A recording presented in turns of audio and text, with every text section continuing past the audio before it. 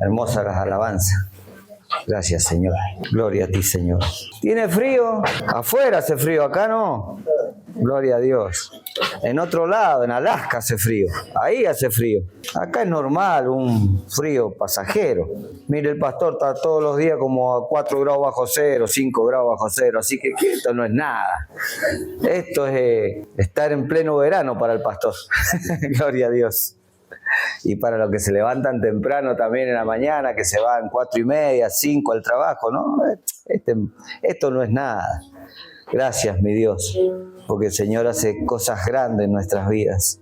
Gloria a ti. Mire, mi hermano, la verdad que cada palabra que se da en la administración, cada alabanza, cada exclamación de los hermanos adorando a Dios, aclamando al Señor, sabiendo que Dios está en este lugar, que Dios ha abierto los cielos, que escuche el clamor, no de sus labios, a veces de su corazón, de lo que usted tiene en su corazón, Él lo ve.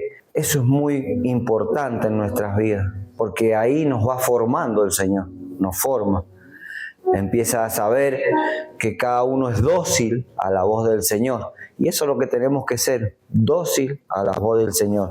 Nosotros hoy vamos a leer en la palabra, en Primera de Pedro 5:6. Gloria a Dios, gloria a Dios. Primera de Pedro 5:6. Y es una palabra muy linda y es algo similar a lo que habló Lucas el jueves pasado. Es algo que realmente el Señor le empieza a pedir a su pueblo, ¿sí? Porque el Señor le pide a su pueblo. Gloria a Dios. Si lo han encontrado, pueden decir amén. Amén. Y es recortito, 5:6 dice: humillaos pues bajo la poderosa mano de Dios, para que Él os exalte cuando fuere tiempo. Gloria a Dios. Y sabe, estaba leyendo yo, ¿no? Me pongo a leer por ahí, dijo el otro. Me pongo a leer, porque me gusta leer. Y encontré esta palabra que el Señor me dio y habla de Pedro, ¿no? Es una palabra, es una epístola de Pedro. Pero cuando comenzó el culto, mi nuera, Ailén, habló de Nehemías. Y de Nehemías era el copero del rey, dice. Que Nehemías era el copero del rey. Y dice que él estaba triste. Él estaba cabizbajos, como muchas veces nosotros venimos acá, muchas veces venimos tristes, venimos angustiados, adoloridos, sin ganas. Y ese día seguro que Nehemías estaba así, de esa forma, cabizbajo. Y fíjese que un rey, ¿no? Un rey que no conocía al Señor, pero sí conocía a la persona. Sí conocía a la persona que le servía lo que él tomaba. Y muchas veces el Señor lo conoce a usted. Muchas veces el Señor sabe las actitudes, la forma, cómo está usted por dentro, qué es lo que está pasando en su vida. Y el Señor le pregunta muchas veces, y muchas veces nosotros no comprendemos o no entendemos que a través de la palabra el Señor nos habla. Y Nehemías, él estaba triste, ¿por qué? Porque él habían destruido algo que era un tesoro para ese pueblo. Y muchas veces a nosotros mismos destruyen algo que en nuestra vida lo creemos allá arriba, lo tenemos como un tesoro para nuestras vidas. Entonces, ¿sabe por qué le hablo esto? Porque yo estaba justo leyendo Nehemías. Y siempre le digo a Claudia, hoy estoy leyendo Nehemías, y bueno, se habló de Nehemías. Y la otra vuelta, cuando vino la profeta, yo estaba leyendo justamente por qué el pueblo pasó por el desierto y la profeta habló sobre eso. Así que es como que que el Señor nos está avisando de lo que tenemos que hablar, lo que hay que hablar, lo que el pueblo está pasando. Entonces, era porque tenían que reconstruir, estaba el pueblo disperso. Y muchas veces nosotros estamos dispersos en mente. A lo mejor venimos a la iglesia, pero estamos dispersos en mente. Estamos divagando por un montón de lugares, ¿sí? Menos en la palabra de Dios. Pero Nehemías era eso, ¿no? que se sentía triste porque el templo se había roto, estaba destruido, y él quería reedificar el templo que había sido destruido por Babilonia, ¿sí? Donde lo habían tomado cautivo a la mayoría de los judíos en ese tiempo y se lo habían llevado de esclavo. Y otra cosa, ¿sabe para qué le hablo esto? Todavía no es la palabra, así que vayan sabiendo que no la voy a terminar muy tarde. ¿Y sabe qué otra cosa? Que había diferencia que en ese tiempo de los esclavos y los que no. ¿Sabe cómo diferenciaron a los esclavos? No es porque andaban harapientos, andaban tirados, no, porque tenían una marca. ¿Y saben dónde tenían una marca? En la ropa, en la vestimenta que usaban. Tenían una marquita, póngale en este tiempo un lienzo pegado ahí. Entonces así diferenciaban a la gente que era esclava. Así se diferenciaba. Por si no lo sabían, hoy lo saben. Así que así se diferenciaban a los esclavos en ese tiempo. Y no sabe que Nehemías le pidió al rey que sí, como el rey le vio que tenía un corazón triste, poder reconstruir el templo. Bueno, y Nehemías fue con un grupo de personas a reconstruir el templo, que no lo terminó de reconstruir, lo reconstruyeron otras personas, pero bueno, eso más adelante lo vamos a ver, ya va, qué lindo que es cómo reconstruyeron el templo. Pero ¿a qué voy todo esto? Que todo tiene algo que pasa por nuestras vidas, que pasa por nuestro corazón, que pasa por nuestro estado, porque hoy podemos venir bien y mañana estamos mal, o porque hemos venido mal y ya nos vamos bien. En realidad sí debería ser. Venimos mal, lo vamos bien. Pedro era una persona de esa, dice que era una persona que tenía diferentes temperamentos. Hoy estaba bien, al rato estaba mal, al rato discutía, al otro rato estaba hermoso. Pero dice que estas epístolas las escribió cuando ya él era temeroso del Señor. Ya él había atravesado un tiempo en la palabra de Dios, ¿sí? De cuando había salido de Pentecostés, de cuando habían recibido del Señor. Él ya tenía un camino, un trayecto caminado con el Señor y empezó a transformar su vida. ¿Qué es lo que realmente el Señor quiere hacer con su vida y con mi vida? A empezarla a transformar. Lucas hablaba del tiempo, ¿no? A Pedro le costó un tiempo, a nosotros también nos cuesta un tiempo, pero ese tiempo tenemos que dárselo nosotros, ¿sí? Nosotros tenemos que dar nuestro tiempo para que el Señor empiece a ministrar nuestras vidas. Y Lucas también habló del dinero, no sé, yo algunas de las cosas me acuerdo, ¿no? Y siempre yo digo que a mí, no sé si le ha pasado lo mismo, ¿no? Pero cuando yo cobraba, encima que cobrábamos poco, no me alcanzaba. Me enfermaba del estómago, andaba mal, así que yo nunca quería llegar al tiempo del cobro, porque sabía que me enfermaba.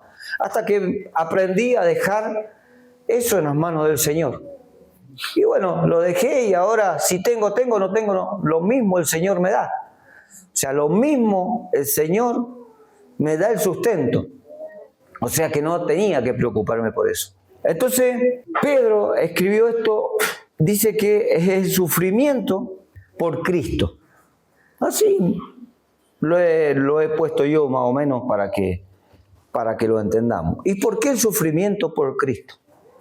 Porque en ese tiempo, fíjese, habían persecuciones contra los cristianos. En ese tiempo había muerte a los cristianos. Y en ese tiempo estaba el emperador más malo que pudo haber habido en Roma. Fíjese, todo, le pasó todo, no tan solo a Pedro, sino en ese tiempo también a Pablo, porque estaban casi en el mismo tiempo.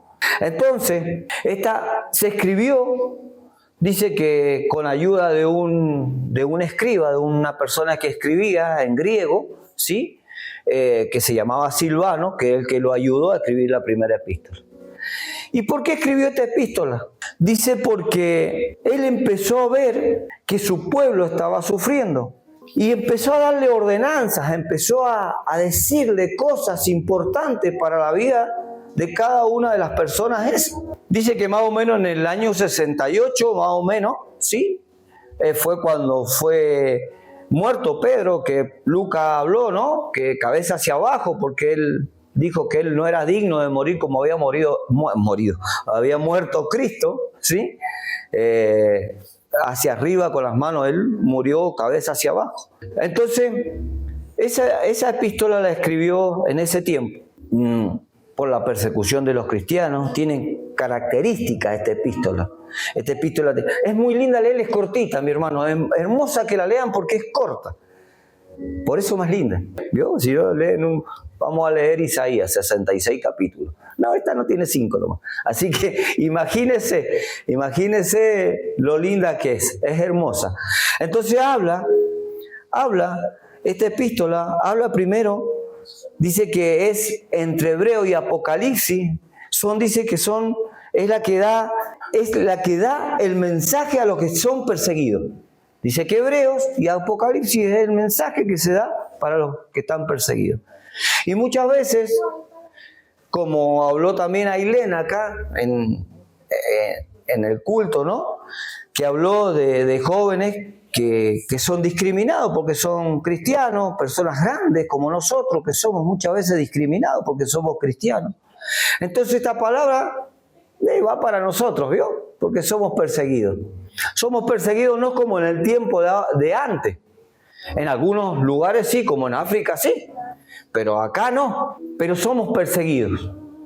Y esas persecuciones dañan a nuestra vida espiritual, dañan a nuestro caminar, dañan a veces hasta nuestra familia, esas persecuciones, ¿no?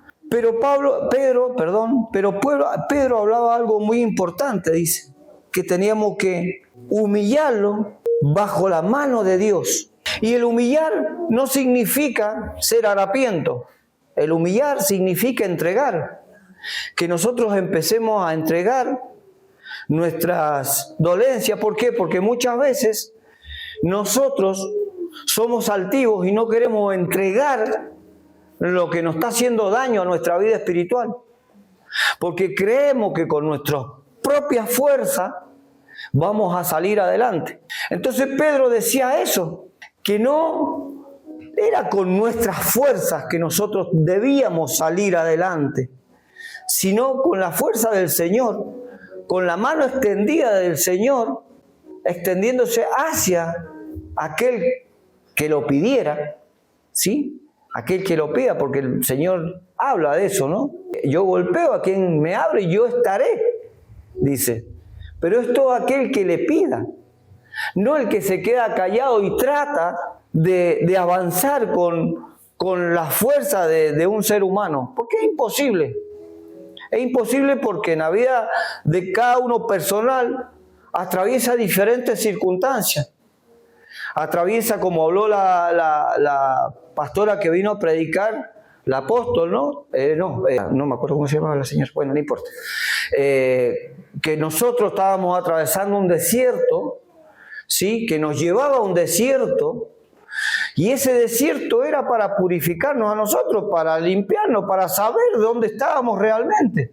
Ese desierto, sí, que lo especificó cuando el Señor lo sacó de tal lugar y lo llevó a tal otro, que muchas veces nosotros atravesamos cuando estamos viniendo a la iglesia, porque estamos en una transición que estamos dejando el mundo y estamos volviéndolo a Cristo.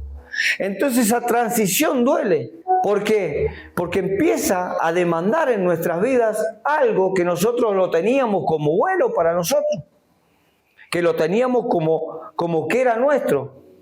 Y el Señor empieza a decirte que eso lo tenés que dejar, lo tenés que abandonar, tenés que dejar esto, tenés que dejar aquello, tenés que empezar a hablar diferente. Y eso muchas veces nos molesta, porque nosotros no hablamos muy bien muchas veces, ¿o no?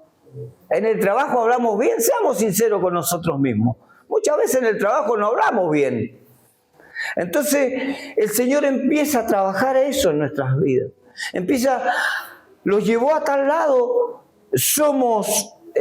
nos hablan mal, no importa, pero nos está llevando a un lugar porque nos quiere perfeccionar.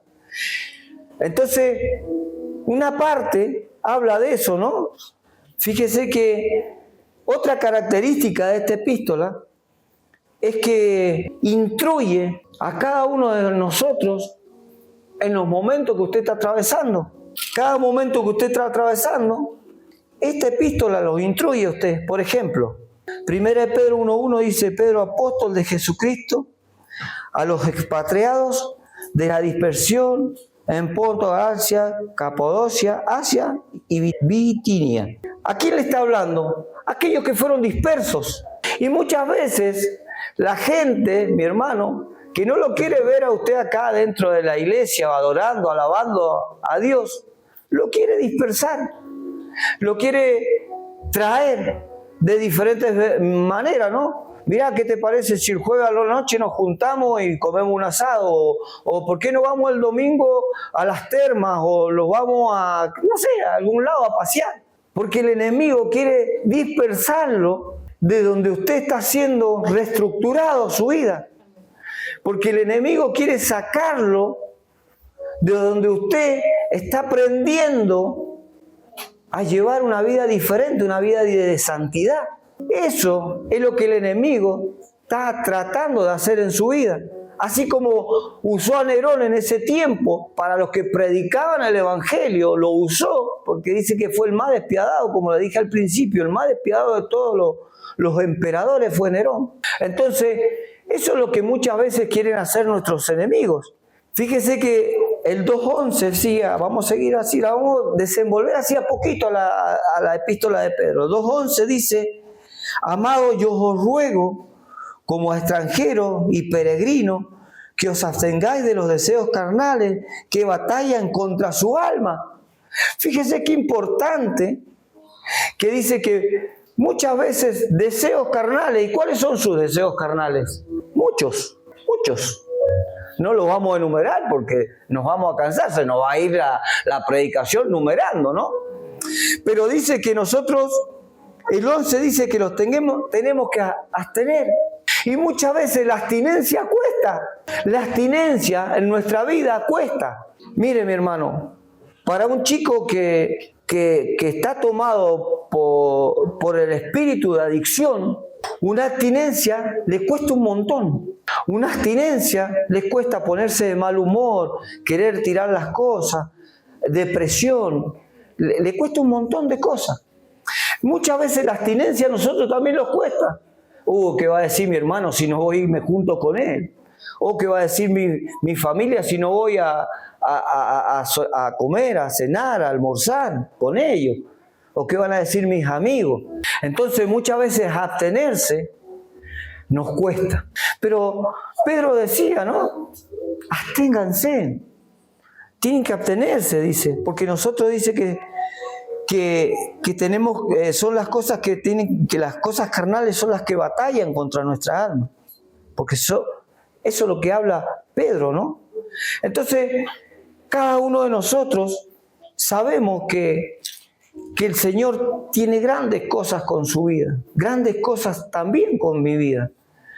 Pero tenemos que empezar a moldearlos como Pedro se moldeó, porque dice que uno podía ver que este Pedro que escribió esta epístola no era el mismo Pedro que lo mostraban en Marcos, ¿no? Un Pedro agresivo, un Pedro que le cortó la oreja a otra persona. Este era un Pedro diferente. Este era un Pedro que ya había tenido un encuentro cercano con el Señor y había comprendido lo que Dios quería con su vida. Fíjese que a Pedro, el pastor siempre lo dijo, muchas veces le dijo: ¿por qué va a tener que pasar por esto, Señor? Y él, ¿qué le decía el Señor? Apártate de mí, le dijo. ¿Ah? O sea que Pedro también tuvo que vivir y empezar a transformar su vida y transformar su corazón para que pudiera llegar a esto, a escribir esta epístola. Y la segunda es más bonita todavía, más bonita. Otra parte que habla esta epístola dice que somos peregrinos y extranjeros. Dice el 3.1 habla, ¿sí? Fíjese que 3:1 dice, asimismo vosotros, mujeres, estar sujetas a esto. Perdón, esto era, pero lo voy a tener que hablar, me lo puso el Señor, no me queda otra. Dice, el 3:1 habla de deberes conyugales, ¿sí? Pero dice, asimismo vosotras mujeres estar sujetas a vuestros maridos para que también los que no creen a la palabra sean ganados sin palabra por la conducta de sus esposas. Esposas, si vienen solas, vieron lo que tienen que hacer. Eso es importante. Bueno, el 2:11, después voy a seguir leyendo del 3, pero tengo algo importante para hablarle del 3. El 2:11 hablaba de los peregrinos y extranjeros. Pero, mire mi hermana, dice que, vamos a desenvolver el 3, ¿no? Dice que vuestro atavio no sea el externo de peinados ostentosos, de adornos de oro o de vestidos lujosos. El 4 dice, sino el interno, el del corazón, en el incorruptible, ornato de un espíritu afable y apacible, que es de grande estima delante de Dios. Mire mi hermano, no importa que usted tenga el auto más lujoso o las mujeres tengan la mejor ropa, que se vistan de oro, porque así se vestían muchas veces la gente en la antigüedad, ¿no? Para ostentar que tenían, se vestían con aretes de oro, las mejores ropas, pulseras, anillos. Eso es lo que dice acá, ¿no? Ornato, a eso se refiere, a cómo se adorna la persona, ¿no? Entonces, porque esa es la parte exterior, mi hermano. Esa es la parte exterior que usted quiere que vea el mundo, ¿sí? Nosotros no queremos que vea eso el mundo. Yo estoy hablando de otra cosa. Quiere que vea el mundo uy, mira aquella persona, mira cómo es, cuánta plata tiene o cómo está. No, el Señor no mira eso. Al Señor no le interesa eso. No le interesa cómo usted se vista, cómo usted esté. Si no le interesa, dice acá la palabra de Dios, dice, sino el interno, el del corazón, en el incorruptible ornato de un espíritu afable y apacible. O sea que está hablando de su interior. De su interior está hablando. Ailén habló que decía que si nosotros empezábamos a acercarlo a Cristo y empezábamos a tomar, iba a correr de nuestro corazón ríos de agua viva. Eso fue lo que le dijo a la samaritana: si vos tomás de esta agua, no vas a tener nunca más sed. Del agua que yo te doy, no del agua que estaba en el pozo, no del agua que está en el mundo, no de lo que el mundo ve en su vida, sino lo que usted tiene en su corazón, sino lo que usted empieza a tomar en su corazón, empieza a adaptar a su corazón. Entonces, eso es lo que Pedro estaba haciendo, ¿no? Él estaba hablándole a este pueblo que estaba disperso, que eran peregrinos y extranjeros, que eran gente que se amedrentaba por lo que le decían los demás. Entonces él estaba hablando a esas personas, como hoy te está hablando a ti y a mí. Nos está hablando de que nosotros empecemos a perfeccionarlos en la palabra de Dios. Empecemos, por más que seamos perseguidos, por más que seamos humillados muchas veces, empecemos a que en nuestra vida se empiece a reflejar lo que Dios está haciendo en cada uno de nosotros. El cambio que Dios está haciendo en su vida y en mi vida. Porque Dios cambia los corazones, transforma los corazones. Dios quiere que cada uno de nosotros empecemos a comprender que Él tiene el poder para transformarnos a cada uno de nosotros. Mire, mi hermano, yo siempre digo, si ustedes me hubieran conocido hace muchos años atrás, no creerían que yo soy de esta persona que está acá adelante. Y eso se lo aseguro. Mi hermano Videlas, él me conoce de cuando éramos jóvenes y él sabe lo que yo era. Y él me conoce porque éramos rivales. ¿Verdad? ¿Verdad? Yo no voy a mentir, éramos rivales. Él tenía una zona y nosotros teníamos otra zona. Pero no éramos narcos. No, gloria a Dios. No, pero es verdad, mi hermano. Es verdad. Es verdad. Antes no era tan así que venían y eran más limpios las peleas. Eran y a piedrazo. Pero bueno, pero es cierto eso. Entonces, Dios transforma nuestra vida de tal manera que uno lo mira a otra persona y dice, vos sos aquel que te acordás en tiempo, sí, esa persona soy yo, que hoy te habla de Cristo, que hoy te habla de amor, que hoy te habla de que todo puede cambiar, así como cambió en mi vida, todo puede cambiar. Y eso es lo que le decía este hombre, porque él lo había experimentado en su vida. Él había experimentado mucho en su vida. Dice que, esta es muy buena, dice que esta epístola también sirve, también dice que es porque dice que le daban título a las personas, ¿sí? Como dice, ¿no? Dice en el Antiguo Testamento le daban al pueblo títulos, ¿sí? Fíjese que 2.5 dice, vosotros también, como piedras vivas, sed edificados como casa espiritual y sacerdocio santo, para ofrecer sacrificios espirituales aceptables a Dios por medio de Jesucristo. Dice, vosotros también como piedras vivas. Dice que esos son como si nos pusieran apodo. ¿Vio que a uno le ponen apodo? No voy a decir el apodo que tiene mi hermano Viela porque vamos a reírnos otra vez, pero bueno. Y no le voy a decir el apodo que me han puesto mis compañeros a mí porque va a ser muy, muy malo. Pero bueno, siempre hay apodos.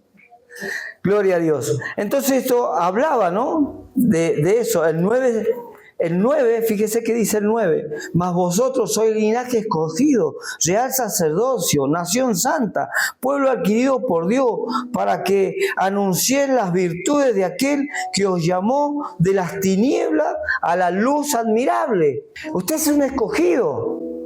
El 10 dice, y vosotros, que en otro tiempo no eras pueblo, pero que ahora sois pueblo de Dios, que en otro tiempo no habías alcanzado misericordia, pero ahora habéis alcanzado misericordia. Está hablando en tiempos que nosotros éramos diferentes, pero Cristo vino a cambiarnos, a cada uno de nosotros. Vino a cambiar nuestra vida, vino a que nuestros despojos que nosotros teníamos en tiempo pasado, o sucedido en el tiempo pasado, hoy se han dejado a los pies del Señor para que nos hagan nueva criatura. Podemos haber tenido muchísimos problemas y mire, mi hermano y mi hermana, yo esto lo hablo porque hay cosas que yo las puedo hablar porque me han sucedido. Entonces yo puedo hablar de un montón de cosas, de decir, Dios te cura así, Dios te sana así, Dios te salva así, Dios te hace perdonar sí, porque muchas veces el no perdonar hace que nos estemos atados, hace que estemos atados y que tengamos un yugo que siempre hace que nos estemos ahogando. Pero si empezamos a pedir al Señor que empiece a entrar en nuestro corazón para poder perdonar, porque de esa manera vamos a ser transformados. De esa manera vamos a empezar a cambiar nuestra forma de ser. Y lo digo con la autoridad que Dios me ha dado. No es que lo diga porque me lo contaron, sino porque lo pasé. Entonces puedo hablar yo de muchas cosas, mi hermano. Puedo decir que Dios hace cosas agradables y perfectas en nuestras vidas. Puedo decirlo porque me ha sucedido, me ha pasado. Entonces yo no le estoy diciendo algo que nunca me pasó o que nunca me sucedió. Estoy diciendo algo que uno atraviesa. Porque muchas veces dice, ¿qué sabes vos si no has pasado por esto? ¿O qué sabes vos si no has pasado por esto otro? Y yo le puedo asegurar que he pasado por muchas cosas difíciles, duras en mi vida.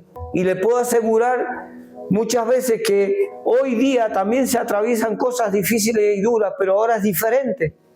Porque tenemos a Dios de nuestro lado. Y mi señora puede estar atravesando circunstancias complicadas y yo sé que yo voy a ser un un pilar para ella, para poder ayudarla o ayudar a mis hijos, porque yo sé que también lo atravesé y yo sé lo que puede pasar, o que podemos ayudar a una persona que esté pasando por la misma circunstancia, porque sabemos cómo Dios obra en nuestras vidas. Entonces nosotros tenemos que empezar a ver que el Señor quiere transformar tu vida, quiere transformarnos, pero verdaderamente quiere transformarnos, porque no sirve de nada hacer una cara si adentro estamos mal. ¿O usted no ha abierto alguna vez una naranja que se ve hermosa a la parte y está fea por dentro? O una manzana. El Señor quiere que seamos limpios por fuera y limpios por dentro. Por eso Él nos perdona, por eso Él se entregó en la cruz del Calvario y derramó su sangre por cada uno de nosotros. Por eso el Señor quiere que usted empiece a meditar en su vida y sacar los estorbos, a dejar. Mire, mi hermano, si hay algo que uno aprende con el tiempo es empezar a dejar las cargas. Si es algo que uno aprende cuando va caminando con el Señor es dejarla y no acordarse. Porque esos que la dejan y se la llevan es llevarse otra vez la preocupación a su casa. En vez de dejarla que el Señor empiece a hablar. Ya terminamos, este es lo último. Y fíjese que de esto que vamos a hablar dice que es algo, esta epístola habla de algo, dice que es de difícil interpretación, dice. Y fíjese, es 3:19, 19 y 20. Yo voy a leer del 18, perdón. 3, 18, 19 y 20. Y esto es lo último, se lo aseguro. Gloria a Dios.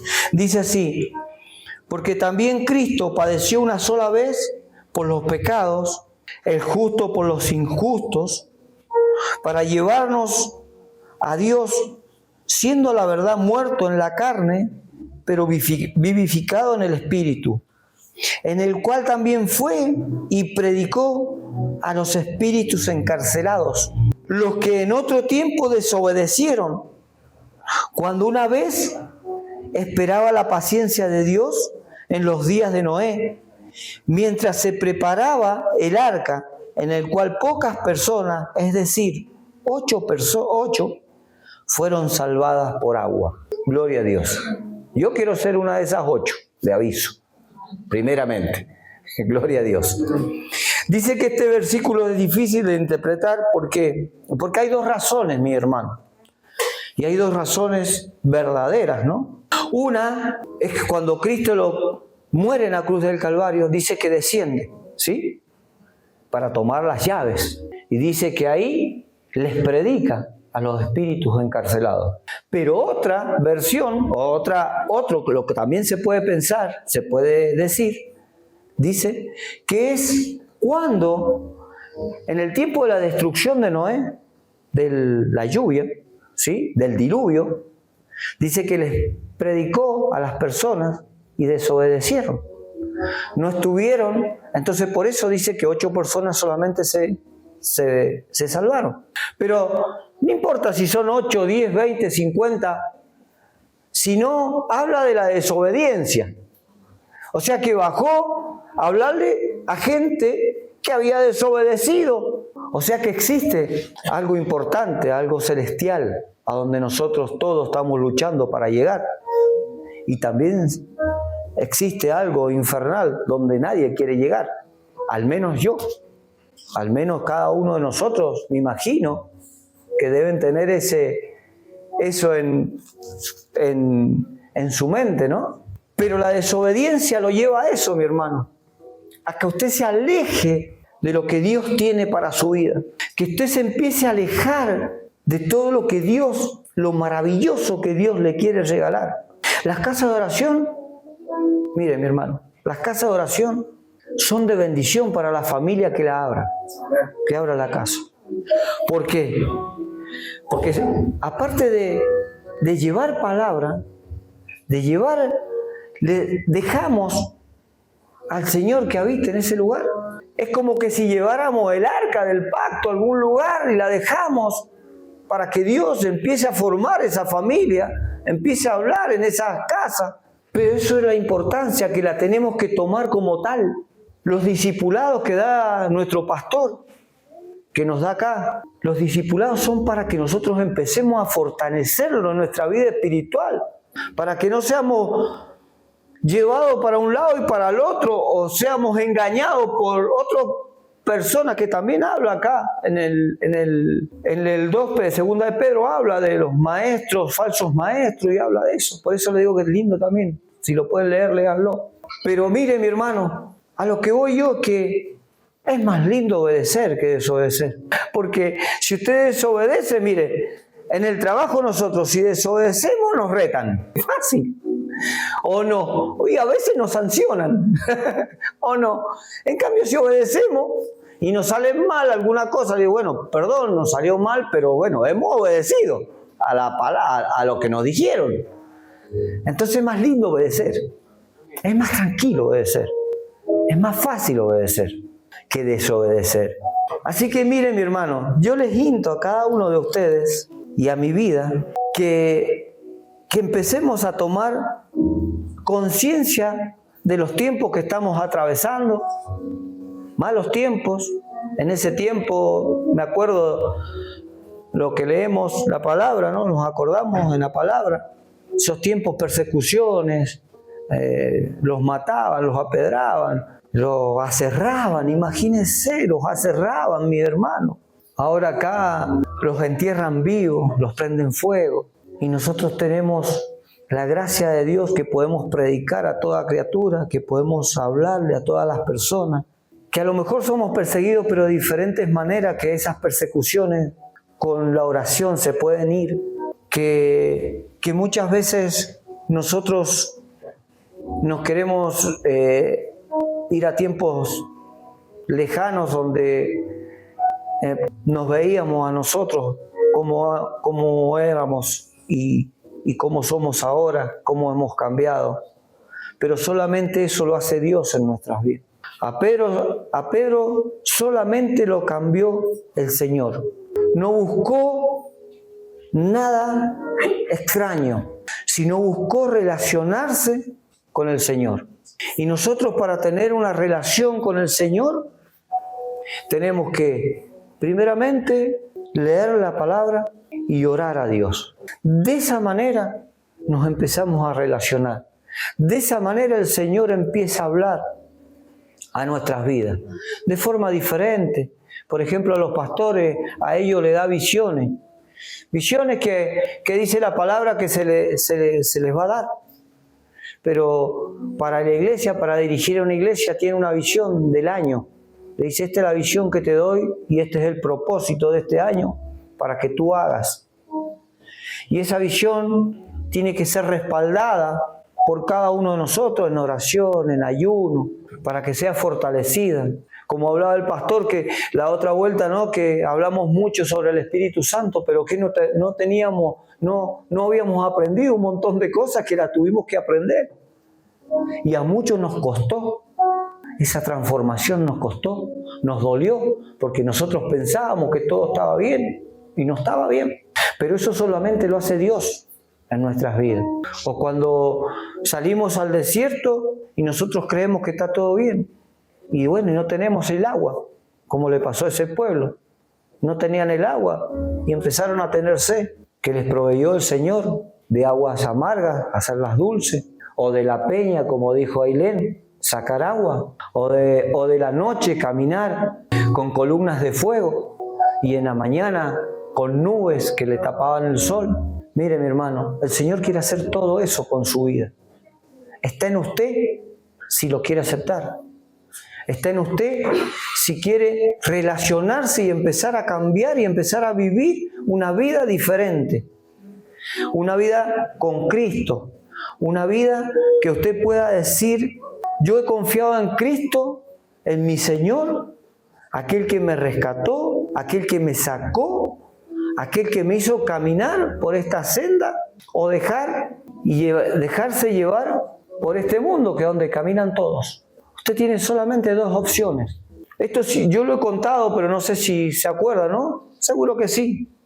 Pero yo cuando empecé a caminar con el Señor, yo no tenía ni idea de la Biblia. No sabía ni que existía, hermano. Imagínense. lo duro que era mi vida. Y empecé a ir a las reuniones, empecé a ir porque yo me quedaba afuera, mi señora iba y yo me quedaba afuera. Pero una vuelta en sueños, porque el Señor me ha hablado en sueños, me habló de una palabra, ¿no? Fíjese cómo sabía yo la Biblia, que no sabía que existía. No sabía ni que existía esa palabra tampoco. Entonces me puse en una encrucijada, ¿no? Y esa palabra siempre yo la digo y siempre la tengo en mi corazón, porque fue el que hizo el clip en mi vida, que fue Deuteronomio. Y si ustedes leen Deuteronomio 28, van a saber que ahí están las bendiciones y las maldiciones. Yo no sabía ni que existía Deuteronomio y no sabía que había números 28. O sea, no sabía que se denominaban por número cada capítulo, versículo. No sabía. Entonces, yo fui a unos pastores que hoy seguro que está gozando de la presencia de Dios, ¿sí? Y le digo, Pedro, ¿le puedo hacer una pregunta? Sí, Carlos, me dice, ¿qué necesita? ¿Existe Deuteronomio 28, 28? Le digo, 28, le digo. Deuteronomio 28. Sí, Carlos, sí existe, le dice. ¿Por qué me lo preguntás? Dice. Porque el Señor me lo dio en sueño y ahí me explicó sobre las bendiciones y las maldiciones. Entonces yo comprendí que el Señor quería algo con mi vida. Entonces yo comprendí que tenía que tener entrega para el Señor y ahí empecé a leer. Bueno, no le digo que leía, la gran lectura, pero empecé a leer y empecé a interiorizarme en la palabra de Dios. Porque de eso se trata la palabra de Dios. Que lo inmiscuyamos en los problemas del Padre, en lo que el Padre tiene para cada uno de nosotros. Los empecemos a inmiscuir en lo que Él quiere con nosotros. Si usted quiere en su trabajo avanzar, se tiene que inmiscuir con las personas que están más arriba que usted y tiene que aprender de esas personas para que usted pueda ocupar un lugar si usted quiere estar en ese lugar. Entonces Dios quiere lo mismo con nuestras vidas, que nosotros empecemos a inmiscuirlos para que Dios nos lleve a un lugar diferente, que nos coloque en un lugar diferente del que estamos transitando, del que estamos viviendo. Dios quiere que llevarte a otro lugar, pero te tenés que inmiscuir con la palabra de Dios. Tenés que meterte en la palabra de Dios y empezar a ver qué es lo que Dios desea para tu vida. Dios tiene una voluntad con tu vida, que ninguna oración la va a desviar la voluntad de Dios que tiene con su vida, hermano, le aviso.